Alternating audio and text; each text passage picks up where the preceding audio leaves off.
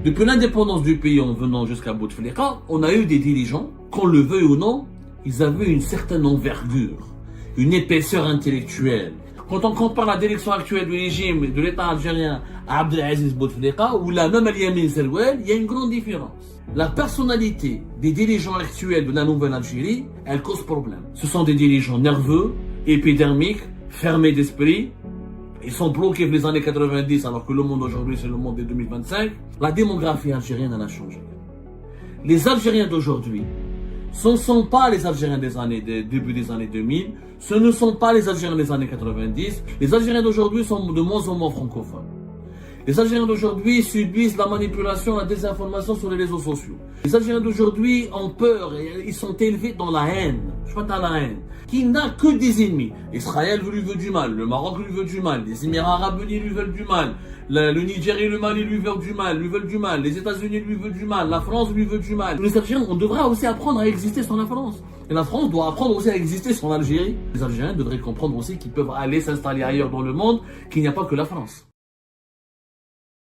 Depuis l'indépendance du pays en venant jusqu'à Bouteflika, on a eu des dirigeants qui étaient, qu'on le veuille ou non, ils avaient une certaine envergure, une épaisseur intellectuelle, une certaine ouverture d'esprit, une grande expérience au service de l'État, une certaine sagesse, une lucidité, une vision intelligente et intelligible de l'avenir de l'Algérie, de l'avenir du monde. On n'a pas eu des grands dirigeants, mais on n'a pas eu peut-être des Mandela et des Gandhi, ou des Angela Merkel et des Wilson et des Roosevelt à la tête de l'Algérie, certes, mais qu'on le veuille ou non, quand on compare la direction actuelle du régime à Houari Boumediene, il y a quand même une différence. Quand on compare la direction actuelle du régime à Chadli Benjedid, il y a quand même une grande différence. Quand on compare la direction actuelle du régime de l'État algérien à Abdelaziz Bouteflika ou la même Yamin Zerouel, il y a une grande différence. Tous les anciens présidents algériens, et leurs collaborateurs, et leurs clans, et leur entourage, et leur gouvernement, étaient composés de personnes qui avaient l'exercice, qui connaissaient ce que c'est que l'exercice du pouvoir, qui connaissaient, qui étaient ouverts sur le monde, qui s'adaptaient à leur époque, qui comprenaient leur époque, et qui étaient rationnels dans leur gestion du pays. La personnalité des dirigeants actuels de la nouvelle Algérie, elle cause problème. Ce sont des dirigeants nerveux, épidermiques, fermés d'esprit. Ils sont bloqués dans les années 90 alors que le monde aujourd'hui c'est le monde des 2025. Ils sont dans le ressentiment, dans la panique, dans le stress, dans l'impréparation. Ils n'ont pas clairement d'expérience. Voilà, Abdelmajid Tebboune a été ministre, avant préfet, mais il n'avait pas l'expérience de Bouteflika comme diplomate, il n'avait pas l'expérience militaire de Chadli Benjedid, il n'avait pas l'expérience de la guerre de libération nationale de Houari Boumediene, il n'a pas leur écoute, il n'a pas leur ouverture d'esprit. Il y a une grosse différence. N'est pas que Tebboune, je ne vais pas accabler uniquement Tebboune, parce qu'il y a Tebboune, il y a son entourage, même les membres du gouvernement actuel, le système actuel.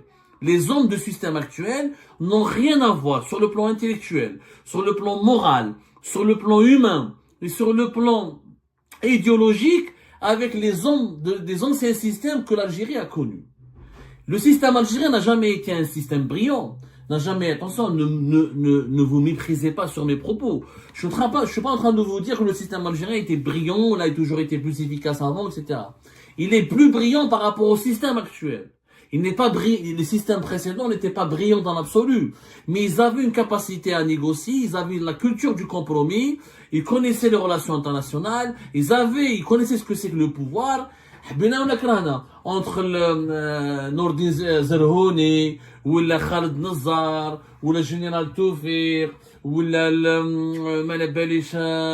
l'Ammari, ou tous les personnages que nous avons connus, ou l'Arabi Belkhair, ce sont des gens, que ce soit des généraux, ou la Sidi Ahmed Ghazali, maintenant qui est en vie, qui peut témoigner de cette époque, ou là des gens qui marchent avec Khalil, même s'ils sont corrompus, même s'ils sont des salopards, ce sont des gens qui sont cultivés, ouverts d'esprit, ils ont un carnet d'adresse, ils connaissent le monde, ils maîtrisent les langues étrangères, ils s'adaptent à leur époque, ils sont souples dans leur manière de gouverner.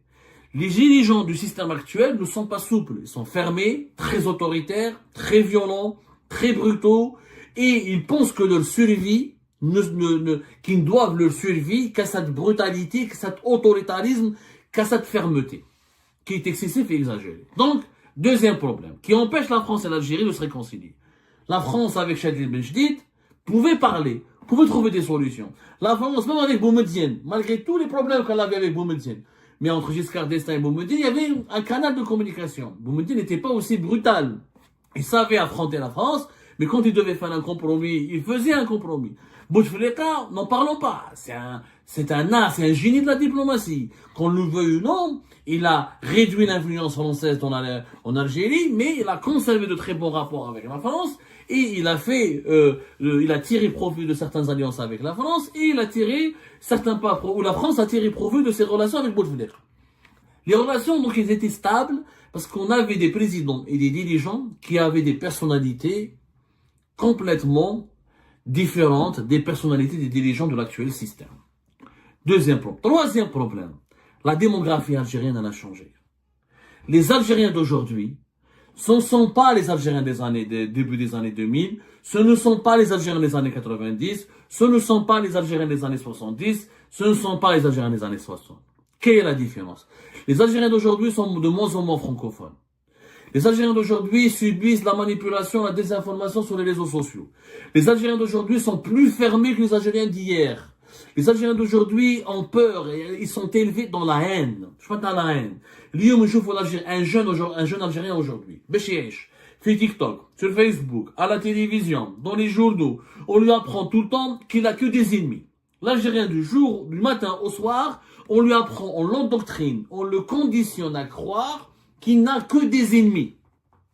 Qu'il n'a que des ennemis. Israël lui veut du mal, le Maroc lui veut du mal, les Émirats Arabes Unis lui veulent du mal, le Niger et le Mali lui veulent du mal, les États-Unis lui veulent du mal, la France lui veut du mal, l'Espagne lui veut du mal. On est en train de créer, de former un citoyen qui déteste tout le monde, et qui déteste tout, et qui veut détester tout le monde. Donc, l'Algérien d'aujourd'hui, il est fermé. Il est dans le ressentiment. Il n'est pas dans le dialogue. Il n'est pas ouvert d'esprit. Les Algériens, il faut qu'ils fassent la harga, ou là qu'ils partent à l'étranger pour qu'ils changent, pour qu'ils comprennent, tous les Français sont pas contre eux, tous les Français sont pas pour le retour de la colonisation en Algérie, tous les Émiratis s'en tapent de l'Algérie, s'en foutent, ils sont en train de construire un pays extrêmement moderne, que les Marocains sont pas tous des partisans du Makhzen, nous les sont pas tous, ils veulent pas tous prendre Bachar et Tindouf. Comme ils ne voyagent pas, comme on ne reçoit pas beaucoup de touristes, et comme on pratique de moins en moins les langues étrangères, notamment le français, et comme on subit une campagne médiatique, une campagne propagandiste, et une idéologie dominante veut faire de nous des citoyens, des Algériens, des personnes qui haïssent, qui sont élevées dans la haine, parce que soi-disant on est toujours ciblé par des ennemis extérieurs. Nous خرجنا مغلوقين, ما نفهم والو. La preuve, Boualem Sansal. Ils ont tous applaudi son emprisonnement. Ils ont tous applaudi parce que sur TikTok, sur Facebook, à la télé, sur YouTube, ils subissent une campagne médiatique puissante qui leur dit que Boualem Sansal a été payé par Xavier Driancourt, par les services secrets français, par les Marocains pour diviser l'Algérie. Même des gens d'un certain niveau intellectuel, des universitaires, ils y croient à ces conneries. Ils y croient. Le complotisme, les fake news, la haine de l'autre, l'enfermement, il fait des dégâts en Algérie. Cette génération actuelle, les réseaux sociaux, etc., ne peut pas comprendre la France, ne peut pas lui parler, parce qu'elle est dans le ressentiment. C'est pour ça que nous avons des influenceurs qui émergent, qui vivent en France, mais qui sont tellement conditionnés, endoctrinés par la propagande qui vient de l'Algérie, qui ont été entraînés à faire des conneries, à menacer, à vouloir faire des attentats, à faire des agressions, à déstabiliser la France de l'intérieur. Parce qu'ils suivent la propagande qui vient de là-bas, de l'Algérie, qui leur dit que la France veut envahir l'Algérie, veut la diviser, veut lui faire comme Cuba, veut lui faire comme la Palestine. Donc les Algériens, on est menacé, on va être envahi, on va couler, on va diviser, on va créer la Kabylie à part, on va créer le Sahara à part. Donc comment voulez-vous que l'Algérien soit rééquilibré? Auparavant, les Algériens n'étaient pas aussi manipulés, n'étaient pas aussi endoctrinés, ils étaient plus instruits, ils maîtrisaient plus le français, ils lisaient davantage de livres, ils lisaient davantage de journaux. Des journaux, ils étaient peut-être pas les meilleurs journaux du monde, mais حبينا ولا كرهنا في الوطن في الخبر في الشروق في le soir d'Algérie في l'expression du quotidien d'Oran. Il y avait des écrivains, des intellectuels, il y avait des éditoriaux, il y avait des caricatures, il y avait une rééducation de l'opinion publique. Même l'école algérienne, au début des années 2000, ou l'école algérienne des années 90, n'a rien à voir avec l'école aujourd'hui. Aujourd'hui, c'est une école purement arabophone, religieuse, conservatrice. C'est une vérité. Ces trois éléments, absence, effacement du rôle des services secrets algériens sur la scène politique algérienne, la personnalité nouvelle et controversée et sulfureuse des principaux dirigeants de l'actuel système au pays qui commande l'Algérie, l'état d'esprit, la nouvelle culture, la mentalité de la génération actuelle qui compose la majorité de la population, c'est-à-dire les jeunes de moins de 40 ans, de 45 ans, la génération des réseaux sociaux, la génération du web,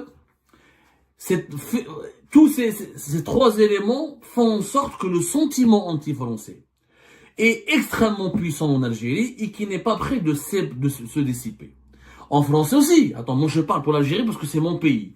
En France aussi, il y a la montée de l'extrême droite, il y a la nouvelle, il y a au moins trois éléments en France qui expliquent pourquoi avec l'Algérie ça se passe très mal. La montée de l'extrême droite, qui fait de l'Algérie un bouc émissaire pour justifier tous les problèmes de la France à travers l'immigration. Et comme l'Algérie, c'est la première communauté étrangère sur le sol français, et ben, c'est le bouc émissaire parfait, la communauté algérienne.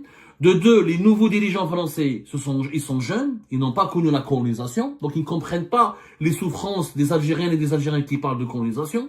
Macron, il a fait un effort, mais vous allez voir que les présidents qui sont concurrents, les concurrents de Macron, ou les présidents qui vont suivre Macron, ou les personnalités politiques qui ne sont pas avec Macron, qui sont ses opposants, ils vont jamais faire un pas vers l'Algérie. Moi, j'ai pas connu la colonisation, c'est pas moi, c'est mes ancêtres, je n'ai pas à m'excuser, je comprends pas, pourquoi tu me parles de ton passé tout le temps, pourquoi tu veux me culpabiliser. Ils ne comprennent pas ça. Donc, il y aura une incompréhension totale entre les autorités algériennes et les futurs dirigeants français sur le chapitre de l'histoire. Et comme les autorités algériennes font du chapitre de l'histoire et de la mémoire le principal axe et pilier des relations algéro-françaises, donc ils vont jamais s'entendre. Deuxièmement, la France veut diversifier. La France, elle veut aller dans la mondialisation. La France ne veut plus construire des relations privilégiées avec ses anciennes colonies. La France aujourd'hui, elle s'intéresse à l'Asie, elle s'intéresse au Moyen-Orient, elle s'intéresse à l'Amérique latine. D'ailleurs, les entreprises françaises, elles veulent beaucoup plus aller dans d'autres marchés que dans les marchés maghrébins ou dans les marchés africains. La France est en train de devenir comme la Grande-Bretagne, éjectée du continent africain, remplacée par d'autres puissances, et ben elle est en train de se tourner pour exister vers d'autres continents. Donc il n'y a pas un intérêt important pour l'Algérie. Le seul intérêt, c'est à travers l'immigration, à travers la communauté importante de franco-algériens qui existe sur le sol français. Et même les franco-algériens, ils connaissent rien en Algérie, ils comprennent pas les codes. Ils comprennent pas les codes de cette nouvelle Algérie. Parce qu'elle est de plus en plus arabophone, elle est de plus en plus conservatrice sur le plan religieux, elle est de plus en plus anti-impérialiste, anti-mondialisation, et pas, je dirais plus anti-mondialisation et anti-occident que anti-impérialiste. Parce que l'impérialisme turc, que l'impérialisme des certaines monarchies du Golfe, l'impérialisme russe ne les dérange pas plus que cela. Les canaux, tous les,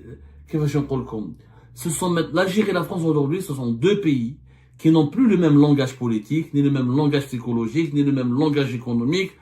Ce sont deux pays aujourd'hui qui ne se comprennent plus, parce que ce sont deux pays qui ont tellement changé radicalement, et que ces changements radicaux n'ont pas été acceptés, ni pensés, ni suffisamment assimilés par les dirigeants politiques des deux pays, que la rupture, elle est nécessaire, elle est inévitable.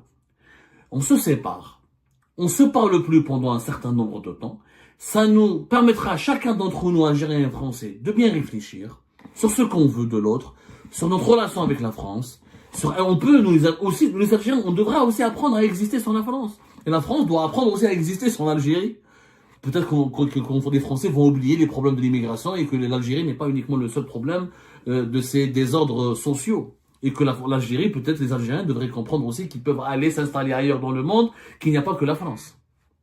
Il faut absolument qu'on arrive à se séparer pour mieux se retrouver. Une fois que l'Algérie sera pacifiée, connaîtra des changements, on aura une nouvelle génération de dirigeants, on va s'ouvrir sur le reste du monde, on ne cessera de haïr, d'avoir peur, de croire à tout ce qui est complotiste et complot, ce jour-là, on pourra peut-être établir des relations saines avec un pays complexe et compliqué qui est la France. Et ben voilà les amis, c'était ça. Je vous remercie comme d'habitude pour avoir suivi la vidéo jusqu'à la fin.